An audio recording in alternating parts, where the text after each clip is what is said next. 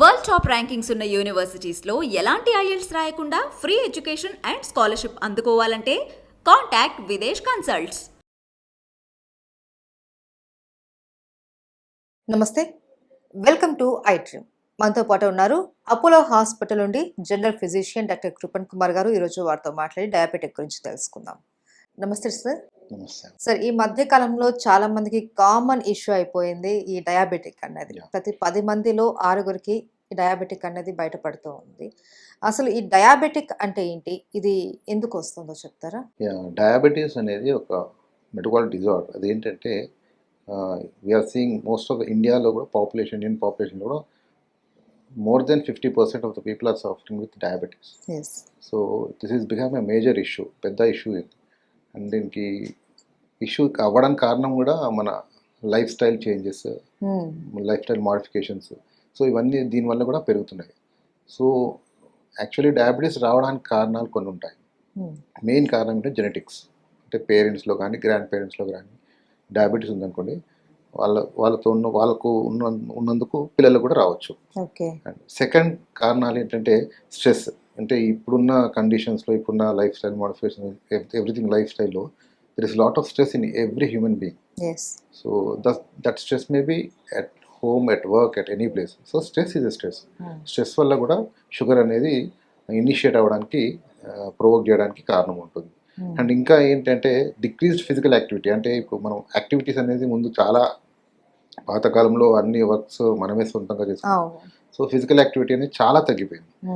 Physical యాక్టివిటీలో మన body active ఉంటుంది.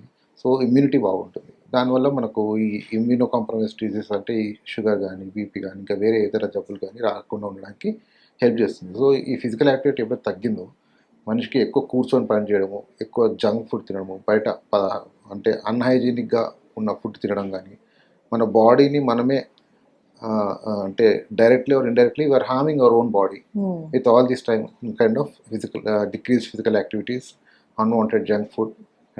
And main ఏంటంటే మీల్ టైమింగ్స్ కూడా, అది కూడా one of the main reasons. Meals అనేది మనం తినే టైమింగ్స్ కరెక్ట్గా పాటించాం అనుకోండి, మన బాడీ ఒకటి మనం ఎలా అలవాటు చేస్తే అలా అలవాటు అవుతుంది.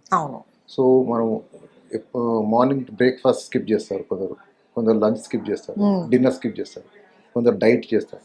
So that is all something knew where our body can't accept. ఇప్పుడు కార్లో పెట్రోల్ వేస్తేనే కరెక్ట్గా వెళ్తుంది. అలా బాడీలో కరెక్ట్ టైంకు ఫుడ్ టైంకి తింటేనే యాక్టివిటీస్ అనేది everything will go in a smooth way. So మనము స్కిప్ చేయడం కానీ అట్లాంటివి చేసాం అనుకోండి, so these are all factors where sugar అనేది రావడానికి ఛాన్సెస్ ఎక్కువ ఉంటాయి. అయితే సార్, చాలా మందికి షుగర్ ఉంది అని చెప్పి తెలుసుకోవడం కష్టంగా మారిపోతూ ఉంటుంది. అంటే జనరల్ చెకప్ చేయించుకున్నప్పుడు, బ్లడ్ టెస్ట్ లాంటివి చేయించుకున్నప్పుడే మనకు షుగర్ ఉందని తెలుస్తుంది. సో మనం ఎలా గుర్తించాలి, లక్షణాలు ఏంటి మెయిన్? మేడం, అంటే షుగర్ అప్పుడు 2 types ఆఫ్ షుగర్స్ ఉంటాయి. అంటే మొత్తం 3 types ఉంటాయి. మనం మెయిన్గా చూసేది type 1, type 1, type 2. So type 1 అనేది ఏంటంటే చిన్నపిల్లల్లో వచ్చేది షుగర్. సో అది పుట్టగానే షుగర్ టెస్ట్ చేస్తారు. మళ్ళీ తర్వాత ఒక 1 month తర్వాత మళ్ళీ టెస్ట్ చేయడం వల్ల జరుగుతుంది. డాక్టర్ పీడియాట్రిషియన్ తీసుకెళ్ళినప్పుడు అక్కడ ఐడెంటిఫై అవుతుంది టైప్ 1. టైప్ 2 అనేది more than 17 years, 18 years adolescent age తర్వాత వచ్చేది టైప్ 2. టైప్ 2 షుగర్స్ అనేటివి మనకు సర్వసాధారణం అయిపోయింది. We're seeing patients at the age of 22, 23, still 22 yearsకి షుగర్స్ చూస్తున్నాం, 20 yearsకి ఒబెసిటీ చూస్తున్నాం. So these are all causes. Obesity అనేది it's every 5th person is obese. So they are not so conscious about what they are eating since childhood, not from one day or two, since childhood. So parents ఎక్కువ pamper చేయడము, తినని ఎక్కువ ఇవ్వడము. So these are all factors where sugar అనేది రావడానికి కారణం. So type 2 diabetes is more actually we use to see after 40s, but now we are seeing at 20s. These are the reasons. లక్షణాలు ఏంటి సార్? సో మెయిన్ షుగర్ రావడానికి లక్షణాలన్నీ వెంటనే ఏం మనకు రావు. It will take some time. So first ఏమవుతుంది, పేషెంట్కి కొంచెం యూరిన్ అనేది ఎక్కువ రావడము, దాహం ఎక్కువ వేయడము. అంటే రోజుకు పొద్దున కంటిన్యూగా వాటర్ తాగుతున్నా ఇంకా అబిలిటీ. సమ్మర్లో కాదు, సమ్మర్లో అందరికీ దాహం వేస్తుంది. మామూలుగా సమ్మర్ కాకుండా వేరే మామూలు టైంలో కూడా దాహం ఎక్కువ వేయడము. అండ్ యూరినరీ ఫ్రీక్వెన్సీ పెరగడం. అంటే పొద్దున మామూలుగా వీ గో అరౌండ్ మామూలుగా 3 to 4 లీటర్స్ తీసుకుంటే 6-7 టైమ్స్ మోర్ దెన్ 10 టైమ్స్ రావడం, నైట్ టైం లేసి మళ్ళీ నైట్ టైంలో కూడా యూరిన్ రావడం, యాక్టివిటీ అనేది తగ్గిపోవడం, బాడీ వీక్ అయిపోవడం, అంటే వీక్నెస్ రావడం. అంటే డైలీ యాక్టివిటీస్ ఒకతను పేషెంట్ వచ్చాడు, సార్ నేను రోజు ఇంత దూరం నడిచేవాడిని, ఇంత పని చేసేవాడిని, చేయలేకపోతున్నాను, వీక్నెస్ వస్తుంది, తెలియట్లేదు, ఎందుకో తెలియట్లేదు అని ఉంటారు. కొందరేమో వెయిట్ లాస్ అవుతారు, అంటే సన్నం అయిపోతుంటారు, ఎందుకు సన్నం అవుతుందో తెలియదు వాళ్ళకి. తెలియదు. సో రీజన్ తెలుసుకోవడానికి ఏంటంటే అలాంటి పేషెంట్స్ వచ్చి మా దగ్గర అడుగుతారు, ఇది సిమ్టమ్స్ చెప్తారు, సార్ ఇలా అవుతుంది అంటే వి సస్పెక్ట్, ఓకే. ఇట్లాంటి patient we suspect and go for blood investigation. Okay.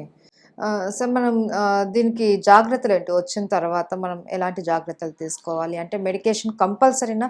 అంటే అంటూ ఉంటారు వన్స్ డయాబెటిక్ వచ్చిన తర్వాత లైఫ్ లాంగ్ మెడిసిన్ వాడాల్సిందే అనేసి అంటూ ఉంటారు. యా, సి ఒక్కసారి డయాబెటీస్ వచ్చిందంటే మాత్రం కంపల్సరీ లైఫ్ లాంగ్ మెడికేషన్ తీసుకోవాల్సిందే, దట్ ఈస్ ఫర్ షూర్. కానీ డయాబెటీస్ అనేది ఇనీషియల్ స్టేజెస్లో, అంటే జస్ట్ ఇప్పుడు మనకు డయాబెటీస్ తెలుస్తుంది అంటే దాంట్లో 3 ఉంటాయి. ఒకటి షుగర్ టెస్ట్ ఉంటుంది, ఫాస్టింగ్, పోస్ట్ లంచ్, అండ్ హెచ్బిఏవన్సీ అండ్ యూరిన్ టెస్ట్. ఇందులో మనకు తెలిసిపోతుంది. సో ఇందులో నార్మల్గా ఫాస్టింగ్ ఎంత ఉండాలి అంటే 110 లోపల ఉండాలి. పోస్ట్ లంచ్ అంటే తిన్న 1.5 hours తర్వాత ఎంత ఉండాలంటే 150-160 వరకు ఉండాలి. ఓకే. హెచ్బిఏవన్సీ గ్లైకోసిలేటెడ్ హిమోగ్లోబిన్ అంటారు, అంటే 3 months షుగర్ని యావరేజ్లో ఇస్తుంది. ఆ యావరేజ్ ఎంత ఉండాలి అంటే 6.2 లోపల ఉండాలి. 6.2. 6.2 ఓకే. 6 అంటే డిపెండ్స్ ఆన్ ల్యాబ్. మా అపోలోలో వి కన్సిడర్ 6.2 ఇస్ నార్మల్. 6.2 కంటే ఎక్కువ ఉంటే మాత్రం వి కన్సిడర్ ప్రీ డయాబెటిక్ అంటాం, డయాబెటిక్ అనం ప్రీ డయాబెటిక్. సో ఇలాంటి ఇవి చూస్తాం ఫస్ట్ మనం.